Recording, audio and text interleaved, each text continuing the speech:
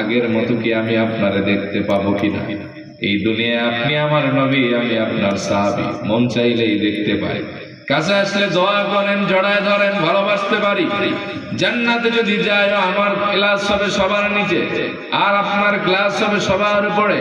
আমার দিনে ভয় লাগে তখন কি আপনি আমার চিনবেন কিনা?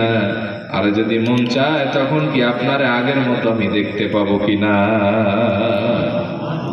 অন্য বর্ণনা আছে নবী, কবরে যদি আপনারা আমার প্রয়োজন হয়ে যায়, হাসরে যদি আমি বেঁচে যাই, বিছানার পাল্লায় যদি আমি ঠেকে যাই, আমি কি আপনার ওই সময় পাবো? সুবহানাল্লাহ কইবেন না? আল্লাহর হাবিব চুপ করে রইলেন, কোনো জবাব দিলেন না। জবাবটার নবীজি দেন না, আর সাজিমের রব আল্লাহ নিজে আয়াত কারিমা নাযিল করে দিয়েছে। ومن يطع الله ورسوله فأولئك مع الذين أنعم الله عليهم من النبيين والصديقين والشهداء والصالحين وحسن أولئك رفيقا চিল্লাইকুন আল্লাহু আকবার। আল্লাহ জানায় দিলেন, ও নবী আপনি জানায় দেন, যারা আল্লাহ এবং তার রাসূলের আনুগত্য স্বীকার করে, এরপরে তাদের সঙ্গী হয়ে যায়, তাদের পথ এবং মতের উপর নিজেকে অটল রাখে, নবীরা, সিদ্দিকরা, শুহাদা, সালেহিনরা, এই চার দল মানুষের আদর্শে যারা আদর্শিত হয়, যাদের অন্তরে তাদের ভালোবাসা রয়ে যায়, এরা হলো উত্তম বন্ধু। ওয়াহাসুনা উলাইকা রাফিকা, উত্তম বন্ধু কখনো বিপদে ফেলে যায় না, আর বন্ধুত্ব দুনিয়ায় শেষ হয়ে যায় না। রাসূল আপনি জানায় দেন, এই পাগল আপনাকে দুনিয়ায় যেরকম পেয়েছে, জান্নাতে কিংবা কবরে কিংবা হাসরে আপনাকে পেয়ে যাবে। ওই সাহাবী এরপরে হাস্যোজ্জ্বল চেহারা নিয়ে বের হয়ে গেলেন, যাক আমি নবীরে ভালোবাসি, কিয়ামতে আমি নবীজির সঙ্গে সাক্ষাৎ পেয়ে যাব। সুবহানাল্লাহ। এখন জানতে মন চায় না এই সাহাবীর নাম কি? এই সাহাবীর নাম আব্দুল্লাহ ইবনে যায়েদ ইবনে আব্দুর রাব্বি, যিনি স্বপ্নে আযান দেখছিলেন। স্বপ্নে কি দেখছিলেন? সুবহানাল্লাহ কইতে মন চায় না? তাহলে নবীরে ভালোবাসলে লাভ নাকি লস? লাভ। কিন্তু একদল মানুষ দেখবেন নাক শিটকাবে, নবীর ভালোবাসা বিদাত, আর বাকি সব ঠিক আছে। যেই মুখ দিয়া বেদাত বলে, ওই মুখ দিয়া ওয়াজ করে ৮০,০০০ টাকার মান্ডিল ছাড়ার গাড়ির চাকা বলে না, এরকম আছে না নাই? সব চলে, কিন্তু নবীর শান বলতে গেলে বেদাত হয়ে যায়। এরা নবীর শানের সাথে কেমন যেন একটা জন্মগত কানেকশন আছে, শত্রুতা। এদের শায়েখরাই বলে নবীজি নাকি কিয়ামতের দিন পাপের চিন্তায় পেরেশান থাকবে, বলে আমি ইন্দাল মিজান ফেল ফেল করে তাকায় থাকবো, আমি নবী বাসি কিনা এটারই কোনো গ্যারান্টি নেই। নাউজুবিল্লাহ করতে মন চায় না? কারণ কি জানেন, সব শিখছে কিন্তু নবীর মহব্বত শিখে নাই।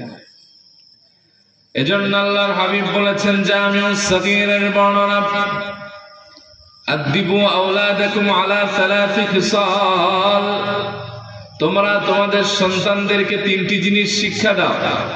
এক নম্বরে হুব্বি নবীকুম, তোমার নবীর ভালোবাসা। দুই নম্বরে হুব্বি আহলি বাইতি, তোমার নবীর আহলে বাইতের ভালোবাসা। তিন নম্বরে ওয়া কিরাআতিল কুরআন, তোমার সন্তানকে কোরআন তেলাওয়াত শিক্ষা দাও। فإن حملة القرآن في ظل الله يوم لا ظل إلا ظله مع أنبيائه وأصفيائه, কেননা তুমি যদি তোমার সন্তানটারে কোরআন শেখাও, আর কোরআনটা যদি তার সিনার ভেতরে ঢুকে যায়, কিয়ামতের কঠিন ময়দানে যেই দিন আল্লাহর আরশের ছায়া ছাড়া কোনো ছায়া থাকবে না, ওই দিন তোমার সন্তানটি নবী এবং ওলিদের সাথে একত্রে আল্লাহর আরশের ছায়া তলে অবস্থান করবে। সুবহানাল্লাহ। ওই নবীর সাহাবীরা কেমন ভালোবাসেন, চলেন আমরা সংক্ষিপ্ত কয়েকটা হাদিসের মাধ্যমে সেটা জানি। শুনবেন ইনশাআল্লাহ? অসুবিধা হবে না তো? আমরা কি মহব্বত করি, কি ভালোবাসি, আমাদের যদি বেদাতি কয় তাহলে সাহাবীদেরকে কি বলবে এরা? কথা বল ঠিক ঠিক না? তাহলে এখন মনের কান লাগাতে হবে। রেডি আছেন? ইনশাআল্লাহ। ঘুমান কে কে? হাত জাগান তো দেখি।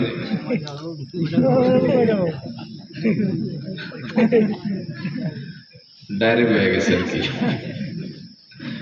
ভুলে চাচা জায়গায় ফেলাছে। তো শুনতেছেন? আরেকটা তাকবীর দেন, আল্লাহু আকবার। সাহাবায়ে কেরাম আমার নবীকে কেমন ভালোবাসেন আপনি শুনলে অবাক হয়ে যাবেন। সহিহ আল বুখারীর সবচেয়ে বড় 3টি হাদিসের একটি, এই হাদিসে 1700 শব্দ ইনক্লুড করা হয়েছে। উরওয়া ইবনে মাসউদ নামে একজন সাহাবী, তিনি বলেন, আমি তখনও কালেমা পড়ে মুসলমান হই নাই। লাম্মা কাদিমা রাসূলুল্লাহ সাল্লাল্লাহু আলাইহি ওয়াসাল্লাম আল মদিনা, আল্লাহর হাবিব যখন মদিনা মুনাওয়ারায় হিজরত করে চলে আসলেন, সুদীর্ঘ অনেক দিন আল্লাহর হাবিবের কোনো খোঁজ খবর নাই। কাফেররা টেনশনে পড়ে গেছে, আল্লাহর হাবিব মদিনায় না জানো কি অবস্থা করতেছে। উরওয়া ইবনে মাসউদ বলেন, আমারে পাঠানো হলো গোয়েন্দার দায়িত্ব নিয়ে। আমি সেখানে চলে আসলাম। কয়েকদিন থেকে আল্লাহর হাবিবের ব্যবহার আর তার প্রতি সাহাবীদের ভালোবাসা দেখে আমি অবাক হয়ে গেলাম। কয়েকদিন পরে উরওয়া ইবনে মাসউদ চলে আসলেন মক্কায়। কাফেররা বললেন, ও উরওয়া, কি দেখে আসলা বলো? উরওয়া বলে, আল্লাহর কসম, জীবনে কত বড় বড় বাদশার দরবারে গেলাম, কত বড় বড় সাম্রাজ্য আমি ঘুরে বেরিয়েছি। আল্লাহর কসম, রাসূলুল্লাহর দরবারে যে আকস্মিক ঘটনা দেখেছি, এই দৃশ্য দ্বিতীয় আমি কোথাও দেখতে পাই না। কাফেররা বলল, উরওয়া, কি এমন দৃশ্য দেখলা বলো? উরওয়া বলে, আমি দেখলাম যেই আল্লাহর হাবিব থুতু মোবারক ফেলবেন, ফেলার আগে সাহাবায়ে কেরাম ভিখারির মতো দুইটা হাত পেতে দেয়। এক সাহাবী বলে, ও নবী, আমার একটু আগে দেন। আর এক সাহাবী বলে, আমারে দেন। আর এক সাহাবী বলে, আমারে দেন। থুতু মোবারক নিয়ে কাড়াকাড়ি লেগে যায়। যেই আল্লাহর হাবিব সামান্য একটু থুতু মোবারক কারো হাতের ভেতরে দেন, সাহাবী চেহারার ভেতরে আর দেহের ভেতরে থুতু মোবারক গুলি মালিশ করতে করতে হাসতে হাসতে বাড়িতে যায়। এই হাসির অর্থ হলো, আমার জীবনটায় আমি সন্ধিয়ান ছিলাম জান্নাতি না জাহান্নামী, কিন্তু আমি আশা রাখি আল্লাহর হাবিবের থুতু মোবারক আমার চেহারা এবং যেই দেহের ভেতরে লেগেছে, জাহান্নামের আগুন আজকের পর থেকে এই থুতু মোবারক লাগার কারণে হারাম হয়ে যাবে। বলে, আর কি দেখলা? উরওয়া বলে, আমি দেখলাম, ওয়াইদা তাওয়াদ্দান নবী সাল্লাল্লাহু আলাইহি ওয়া আলিহি ওয়াসাল্লাম কাদু ইয়াকতাতিলুনা আলা ওয়াদুইহি, আল্লাহর হাবিব যেই ওযু করেন, ওযুর অবশিষ্ট পানি যখন রয়ে যায়, ওই ওযুর অবশিষ্ট পানি আনার জন্য সাহাবায়ে কেরাম একজন আরেকজনের উপর হুমড়ি খেয়ে পড়তে থাকে। বলে, ওযুর পানি দিয়ে কি করে? বলে, ফাজআলান নাসু ইয়াখুযুনা মিন ফাদলি উযুহি ফায়াতামাসসাহুনা বিহি, সাহাবায়ে কেরাম ওযুর পানিগুলি নেয়, চেহারার ভেতরে মালিশ করে। সুবহানাল্লাহ।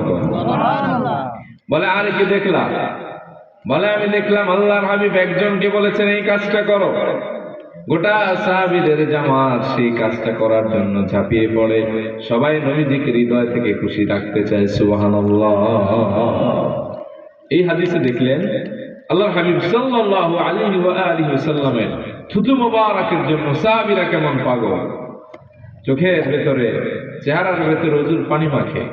এবার দেখবেন সহিহ আল বুখারী 190 নম্বর হাদিস, আল্লাহর হাবিব সাল্লাল্লাহু আলাইহি ওয়াসাল্লামের ওযুর পানি মোবারক সাহাবী পান করে। সুবহানাল্লাহ। সুবহানাল্লাহ। আরে নবীজির থুতু মোবারক এ তো দূর কি বাত है, ওযুর পানি মোবারক কি দূর কি বাত है।